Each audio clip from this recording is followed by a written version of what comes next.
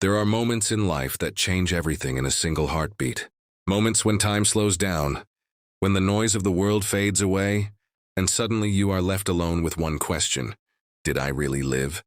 Most people move through life unconsciously.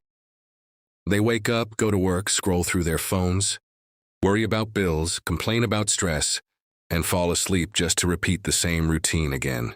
Years pass, dreams fade, passion disappears, and then one day reality hits like a storm. A moment comes that shakes you to your core and forces you to see life for what it really is. Not comfort, not routine, not security. Life is fragile. Life is uncertain. Life is happening now. And sometimes it takes standing on the edge of death to finally understand what it means to be alive. Let me tell you about a man named Daniel. Daniel was like most people. He was ambitious, hardworking, and constantly busy. He believed success meant working harder than everyone else. He chased money, status, and recognition because he thought those things would bring happiness. He worked late nights and early mornings. His phone never stopped ringing. Emails flooded his inbox. Meetings filled his schedule. He told himself he was doing it for his future, for his family, for security. But the truth was he was running from silence, running from reflection, running from the uncomfortable truth that deep down he felt empty. Daniel had everything society told him he should want: a good job, a nice apartment, a reliable car, respect from colleagues. But he rarely saw his parents. He kept telling himself, one day I'll slow down. One day I'll enjoy life. One day I'll have time. That day never came, until one night changed everything. It was raining heavily that evening. The streets were dark and slippery. Daniel was driving home after another exhausting 14-hour workday. His mind was still at the office, deadlines, projects, pressure. He wasn't thinking about the road. He wasn't thinking about life. He was thinking about the next meeting scheduled for the morning. Then it happened. A blinding flash of headlights appeared out of nowhere. Tires screamed against wet asphalt. Metal collided with metal, glass shattered like exploding stars. And in a single violent moment, everything stopped. Silence. No phone notifications, no deadlines, no meetings, just silence. Daniel felt himself floating between awareness and darkness. He could hear distant voices but couldn't understand the words. Not the calm of relaxation, but a deep stillness that went beyond the body. For the first time in years, his mind stopped racing. There were no worries about money, no stress about work, no pressure to succeed, only presence. Then images began to appear. Not random memories, but moments. Moments he had forgotten. His mother smiling when he graduated. His father teaching him to ride a bicycle. Laughing with friends late at night. Childhood afternoons filled with sunlight and freedom.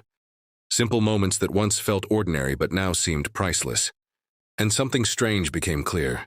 The moments that mattered most had nothing to do with money, status, or achievements. They were moments of connection. Moments of love. Moments of being alive. Then came a question that echoed through his mind. If this is the end, was it worth it? And for the first time in his life, Daniel didn't have an answer. Most people live as if tomorrow is promised. They plan for next year but forget about today. They sacrifice their happiness for a future that may never come. They postpone joy. They delay love. They ignore their dreams. But near death strips away illusions. When you're face to face with the possibility of losing everything, you suddenly see clearly. You realize the small things are not small. You realize time is priceless. You realize life is happening now. The truth is simple. You don't need a near-death experience to wake up. But most people won't wake up without one. Daniel spent years telling himself he couldn't slow down. He couldn't change careers. He couldn't take risks. He couldn't disappoint people. He couldn't step away from the safe path. Fear built invisible walls around his life. But lying between life and death, those fears suddenly looked small, because none of them mattered anymore. Fear of failure doesn't matter when you're facing the end. Fear of judgment doesn't matter when time runs out. Fear of change doesn't matter when everything can disappear instantly. And that's when Daniel understood something powerful. Most limits in life are imaginary. People stay stuck not because they can't move forward, but because they're afraid to try. Fear keeps people living small lives. But near death destroys fear, because when you realize life is temporary, playing safe stops making sense. Darkness slowly faded into distant sounds. At first, Daniel heard nothing but a faint mechanical rhythm, a steady beep. Beep, beep echoing in the background. Then came voices, blurred, unclear, like sounds underwater. His body felt heavy, almost disconnected from his mind. He tried to move but couldn't. He tried to speak but no words came out. Slowly, his eyes opened. Bright white lights filled his vision. The smell of antiseptic hung in the air. Machines surrounded him. Daniel realized he was in a hospital bed. For a moment, he didn't understand what had happened. Then memories rushed back. The rain, the headlights, the crash, the silence. His heart began to race. 2:23. 10:09 p.m. Binte Kutub. You're lucky to be alive, the doctor said. Lucky? The word echoed in his mind. Lucky meant he could have died. Lucky meant this could have been the end. Lucky meant he had been given something most people never receive, a second chance. And suddenly Daniel began to cry. Not from pain, not from fear, but from realization. For years he had chased success as if life were endless. Lying in that hospital bed, weak and unable to move, Daniel realized he had ignored the most important parts of his life. The accident didn't just break bones, and it shattered illusions. For the first time, he wasn't thinking about work. He wasn't thinking about deadlines. He wasn't thinking about money. He was thinking about people, his parents, his friends, the conversations he postponed, the memories he never made, the love he never expressed.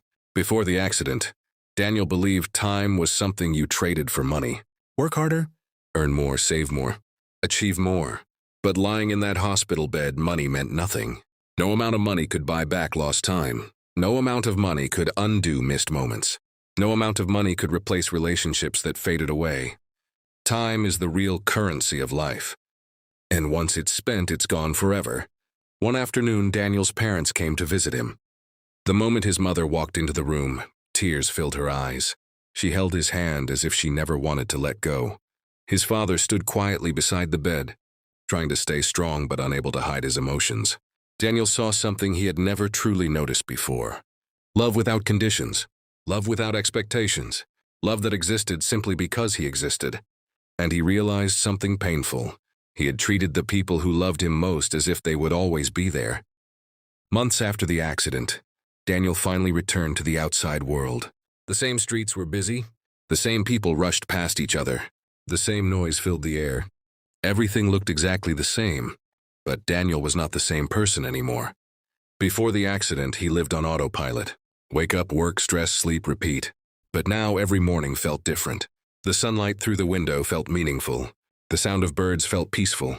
Even simple moments, drinking coffee, walking outside, talking to loved ones, felt like gifts. Because Daniel understood something most people never realize. Being alive is a privilege, not a guarantee. One evening, Daniel sat alone watching the sunset. Before the accident, he would have been checking emails or worrying about tomorrow. But now he simply sat in silence, feeling the moment. And suddenly, the biggest realization of all became clear. Life is not about waiting for the perfect moment. Life is the moment. Most people spend their lives preparing to live someday.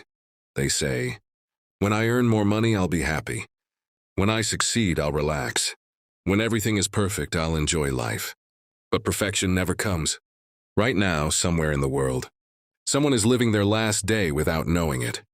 Right now, someone wishes for one more chance. Right now, someone would give everything just for one more morning. And here you are, breathing, alive, with time still in your hands. That is not ordinary. That is extraordinary.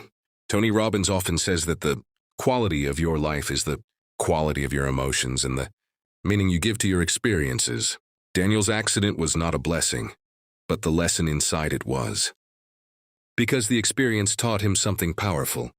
Life doesn't change when circumstances change. Life changes when you change. And the truth is, one decision can change everything. One decision to live with courage.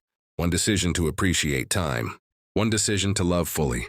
One decision to stop waiting. Maybe the real question is not what Daniel learned from nearly dying.